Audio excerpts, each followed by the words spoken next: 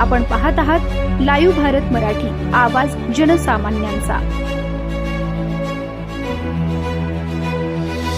डहाणू तालुक्यातील घोळ येथील आदिवासी विकास महामंडळाच्या भात खरेदी केंद्राच्या गोदामाला मंगळवारी मध्यरात्रीच्या सुमारास भीषण आग लागली। आगीचे कारण समोर आलं नसलं तरी गोदामाच्या मागच्या बाजूने आग लावल्याच्या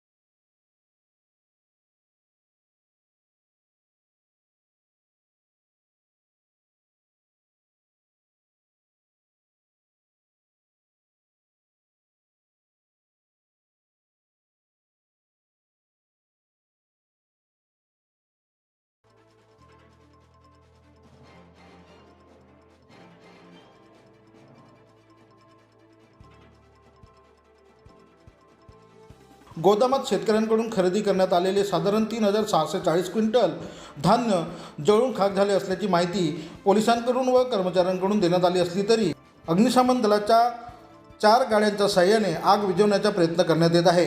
गोदामात एकूण 70 ते 80 लाखाचे धान्य साठवले असल्याची माहिती देण्यात आली असून मध्यरात्रीच्या सुमारास आगीवर नियंत्रण मिळवण्यासाठी अग्निशमन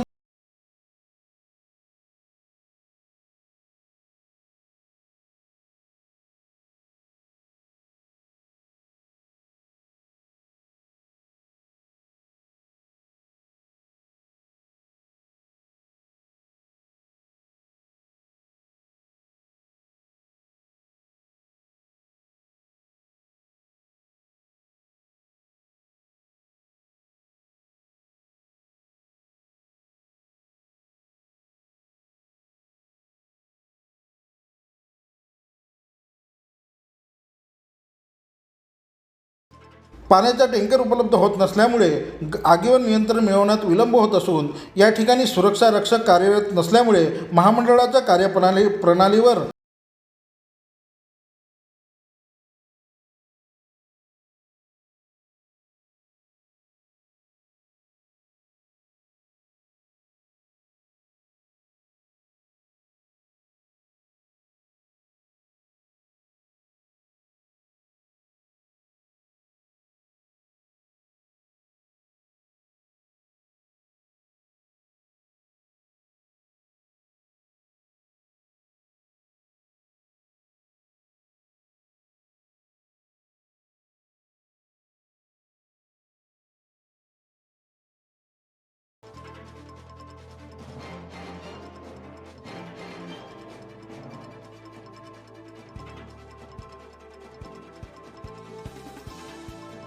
लावण्यात आली असं वाटतंय सर। एकंदरीत 3200 क्विंटल माल होता। 12:30 वाजता आम्हाला माहिती मिळाली तर आम्ही आमचे डिपार्टमेंटचे सर्व अधिकारी येऊन गेलेत।